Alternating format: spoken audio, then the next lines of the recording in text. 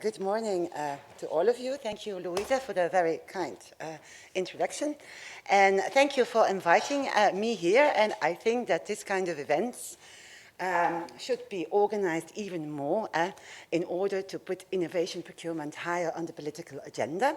I think late March when we met, we organized ourselves a conference together with our colleagues here present, Vasilis, of the European Commission within the Belgian EU presidency framework.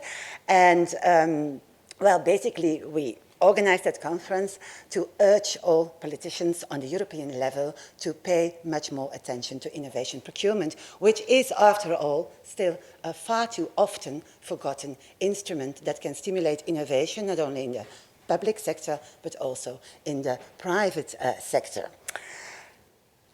During that conference, we did not grasp the opportunity to present our own program, so I'm very happy that Louisa asked me to do so here. So I will briefly introduce you in how we set up the program in Flanders. What was the philosophy we used? And I think perhaps the things I will mention here are quite evident, so you won't hear, I think, nothing new. But I do want to repeat them here again because they are far too often forgotten when policy makers are making policy. So when we started the program 7-8 years ago, there was one good thing. There had already been a previous program stimulating innovation procurement, but it ran, I think, from 2008 till 2013. But it failed and it was quickly stopped. It shared the mission of innovation procurement, but it used the wrong approach and results were lacking, and that's why it was stopped. So we could learn from this experience, and whereas the previous program used this kind of top-down approach, giving money and resources to all administrations in Flanders and urging them and kind of forcing them to buy innovative solutions with this money,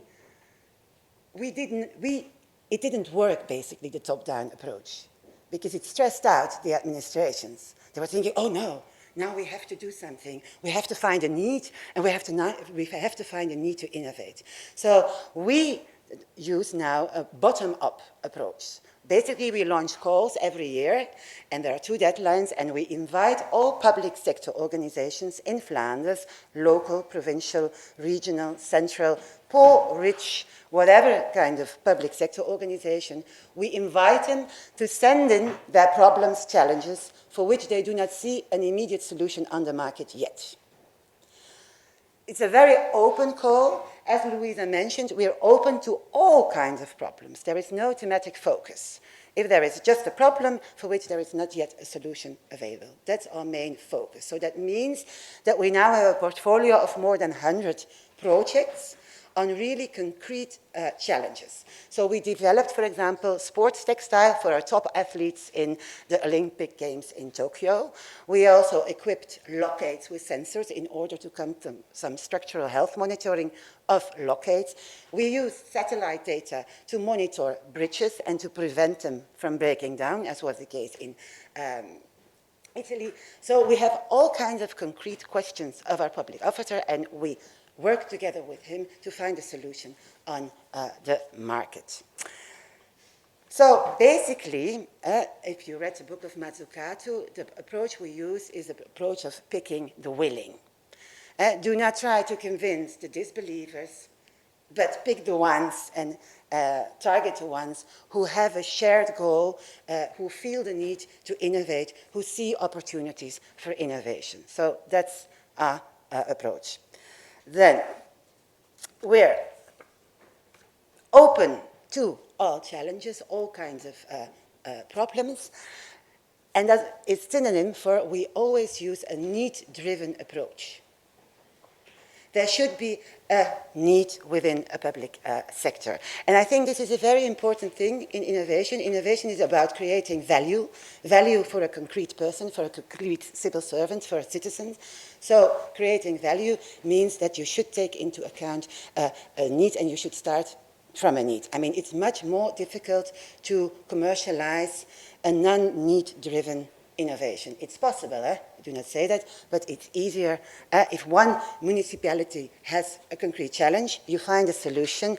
This solution can easily be, well, scaled or commercialized for the company on all municipalities in Flanders. Then, very important and very often forgotten, keep it as simple as possible. Cut all the red tape. Make a very easy onboarding procedure. So basically, if we launch these calls and public sector organizations, they have to fill in an application form. It consists of 5 basic, really plain questions. Most basic questions you should raise yourself as being a public buyer. What do you want to buy? Where do you think you can buy it? Well, in this case, where do you think you cannot buy it because it's not yet available? And why do you want to buy it? And what kind of means, what kind of resources? So the basic questions. So the onboarding procedure for our program is really very, well, how do you say that? It's very easy accessible. You're trying to convince public officers to do things that they do not do spontaneously. So please keep the threshold as low as possible. Even more important, and perhaps, well, it's difficult, I know that the Commission always makes this clear distinction between pre-commercial, PCP, PPI. My first PowerPoints were also trying to explain to people what is PCP, what is PPI. We saw it doesn't work. It's too complex for an average civil servant working in one of the towns of Belgium. So we just said, no, it's not important anymore. As long as they can demonstrate that innovation is within the project, there is some insecurity, there is some risk, a risk of failure. They have a lot of questions, they raise themselves and they cannot find the answer. As long as innovation, the potential innovation, is demonstrated within the application, we can help them. So basically, we cover projects with all kinds of TRL levels. We are open to like the low TRL levels, but most of our projects, they cover like higher TRL levels. Why? Because we see that an average administration in Belgium is not really willing, they lack the capacity, they lack the resources to embark on such a long, very intensive PCP procedure with a very insecure outcome. They prefer, I mean, they have real tangible needs, challenges, multiple challenges, for which they want a solution as soon as possible. So the majority of our projects, it's about piloting, validating new partial solutions in new contexts, with new end users, with etc. So don't make it too difficult. I mean, the previous program focused only on these PCP projects. And, well, it didn't get any traction because it was seen as far too difficult. Then I think, main question, well, instead of training public officers, our approach was, let's just do it ourselves. Let's just roll up our sleeves, put on our boots, and go into these procurement trajectories together with the procuring authorities. So basically, we offer them end-to-end assistance in each step of the procurement trajectory. We're in this together with them, we guide them, we give them advice, we help them, well, we do not really draft the tender specifications, but we help them to choose the correct procedure, etc. And this is really much, much, much appreciated, because we see in Flanders that definitely in smaller villages and in smaller administrations on the center level, the capacity to, well, to procure in a professional way is just lacking, or is just, I mean, it's very low. So they are really very lucky, happy with the help and the assistance we offer. And the good thing is of this doing it yourself approach and learning by doing is that we ourselves, our team, we are only 6 FTEs, we become experienced and really on an operational level, and we get this experience, and afterwards we can share these learnings, but also, and even more important, all these public authorities, they also become experienced. They gain the first experience with doing things differently as they are used to do. So it's very, I think, important, because they might consider future innovation procurement because they already once experienced one. They went through one as well. Then, last but not least, besides the brain power, the advice we offer to all these contracting authorities, we also have a budget. It's not a big budget, but we also offer co-financing to the public authorities. So we co-finance the finally awarded contracts, and up to 50%. And why do we do that? Innovation, it's not always about success. It's about many, many failures. It can go wrong. You can end up with a solution that does not match your needs. So it's a way to compensate for the risks taken by the public authorities.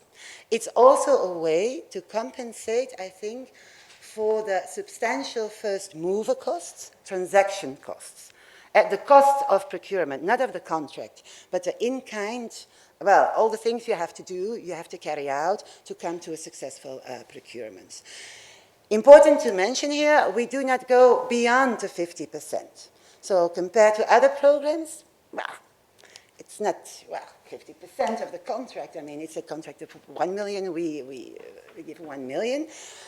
But it was a conscious decision, because we believe that if you go further and you finance the whole procurement, including covering costs of civil servants and project managers, then you might lose, let's say, the commitment to drive the engagement. And we believe that innovation procurement is really about cooperation between public and private. So also the public side really has to be dedicated and committed to finding together with the private partner a solution. A lot of knowledge sharing is happening there. And then I think I'm doing fine? Okay. Okay, thank you.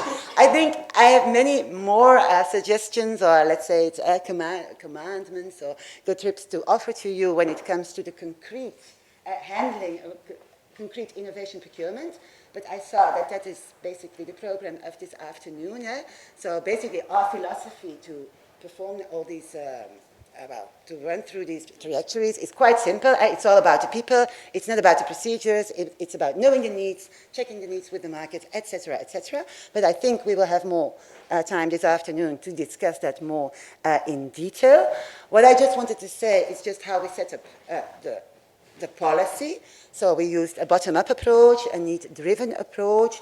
We picked kind of the willing, and we did like this do-it-yourself approach. And of course, I hear you thinking, it's an approach, but it also has its downsides. It has its advantages, but also the disadvantages. And now, with the experience of 7 years, I think we should also consider to organize in the future this kind of more supply-driven activities, matchmakings, because we see that many public officers in Belgium, they are not aware of the possibilities the market has on offer. And if you do not know what is available, well, I mean, demand, supply, they co-define each other. So we are thinking of this kind of matchmaking activities to bring, how do you say that, the milk to the cat? Or is it the cat to the milk, or whatever, so that public officers get inspired by the supply side and how technologies perhaps may inspire them to new needs. Second, and very important to mention here, this do-it-yourself approach, we do not mean that training officers is not important. I mean, it is very important. We see there is really a lack of capacity, and we will definitely urge our politicians to invest more in, in all kinds of trainings to professionalize, I think, the public buyers. And last but not least, and I think very important, picking the willing. I think it's, for us, it's the correct approach. But how shall we convince, I think that's the topic of today, how shall we convince the non-believers? I mean, we're a small program. We have now 105 projects, but that are just islands of excellence. We plant seeds. Public sector in Flanders is huge. So how will we be able to not only convince the already convinced ones, but also convince the unconvinced ones. And I think that for that, we should consider more kind of, again, introducing top-down incentives. In what form? Well, it's hard to say, but I think some more political backing might do the trick and, well, complement the bottom-up approach. And that's why, you know, we had elections here, new governments are in the making. We'll see how long this will last this time. Perhaps it goes very quickly. But anyway, we will try to push innovation procurement more on the political agenda, as we believe that in the upcoming times, and in Belgium, it may become times with very scarce public resources. I don't know how other countries are doing, but we are in bad financial weather, let's say. And especially, I think, in these times of scarce resources, we might need to shift a little bit away from the subsidies, because Belgium is a key champion in granting subsidies to enterprise and making kind of grand entrepreneurs. And we need to shift perhaps a little bit away from the subsidies and invest more in innovation procurement, as the first customer experience for companies is really, I mean, it's a much bigger importance sometimes than just having another grant to invest in research and development. And I think this is more or less within the time. Okay. If there is time, I can answer questions, but I'm not sure. I'm really aware of them. Yes. I'm going to get a mic. So, thank you.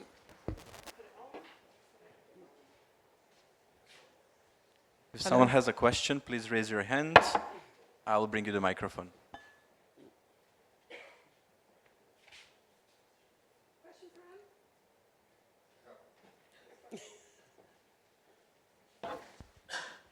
You mentioned that you give them 50%.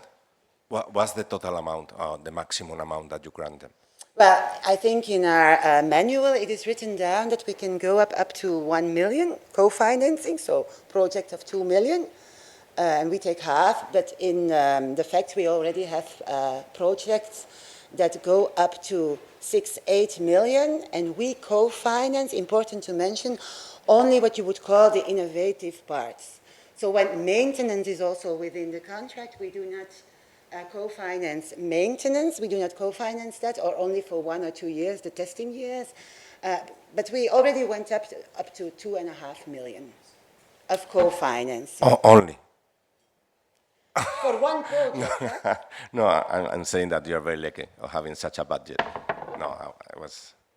No, it's good, it's good, it's very good. A lot of money, that's what I was trying to say. But this being said, we get a criticism from other, well, colleagues that basically, I mean, the PIP, it's already, it's good, it's a success, but they say we lack the scale, which is true, because it's only, I mean, compared to the amount of subsidies, it's yeah, we are, how do you say, that's a calimero. It's peanuts, quite, yeah. Okay. But I think for the other contracting authorities, I forgot to mention that the carrot of getting this money is in the beginning very important. It's very important to convince their management to take some risks, let's say, some well-calculated risks. It's very important, but then along the trajectory, because I think an average, I think innovation procurement up to delivery, it takes 2-3 years. During the trajectory, they appreciate much more that we advise them and we assist them. And the money becomes less important. But for the management to convince, the money becomes important. So, okay, yeah. Good. Thank you. Very much, Anne. As always, very detailed in the information that you're providing. I have one question. In the program that you are having in Flanders, what is the definition of innovation? How do you select the projects that you are considering as, to be classified as innovation procurements? And what is the average of the projects that you are funding per year? This is the second part of the question. The second part. What is the average of a number of projects or procurement that you are funding per year? Okay. The second one is a more difficult one, but we're lagging behind with monitoring. But anyway, the first question: what is innovation for us? As mentioned, we skipped the whole PCP, PPI thing. It was too complex, and we just asked them in the application form. The first one is, what do you want to buy? What is the problem? What is the challenge? Blah, blah, blah. Second one is, where do you see suppliers or partial solutions that can meet the need and that cannot fully meet the need? And by doing this kind of market exploration, they have to demonstrate what is the level of innovation within the project. So we asked them to demonstrate it in the application form. And then, of course, we ourselves, we're only 6 people, so we do not have the expertise to be in all these sectors, well-informed, etc. So we get in advisors that have knowledge in each sector and are really well-informed about the state of the art in certain sectors. And they are the advisors of the applications. And they say it's a go or it's a non-go. But as soon as they see a potential on innovation, be it incremental, we can help them. Oh, closer? Okay. So that's the first, I think, answer. And then when it comes to the second question, I think the average of projects we get in every year is about 15 up to 20. When I was in the Netherlands, they said, oh, if we would have this approach if you would offer assistance and offer money, you would get thousands a year. But in Flanders, we only get I think we get 30, 35 applications, but only 20, let's say, a year pass, are found innovative enough and are found, impactful enough. And then when it comes to co-financing them, it takes a while. You first have to prepare them. I think it's more or less a similar number. But this being said, the average budget we have a year, it's actually only 5 million. And this year we have even, less budget, but we will find some more budget depending on whether or not public authorities are willing to invest in these bigger contracts. Because 50-50 means that the other side also has to have the capacity for the other million or for the other 5 million. So it's more or less. Okay. Thank you very much. I have 2 takeaways from this, which is that there are multiple factors at play, none of which on their own is anything amazing. It's putting them together in the right combination that really makes a difference. So thank you very much for that lesson. And also what we've called outreach in the World Cafe. How do you reach the non-believers? So hang on to that question and we'll come back to that. Thank you very much, Anne. I'm looking forward to have the other experiences here and to learn from them. So thank you.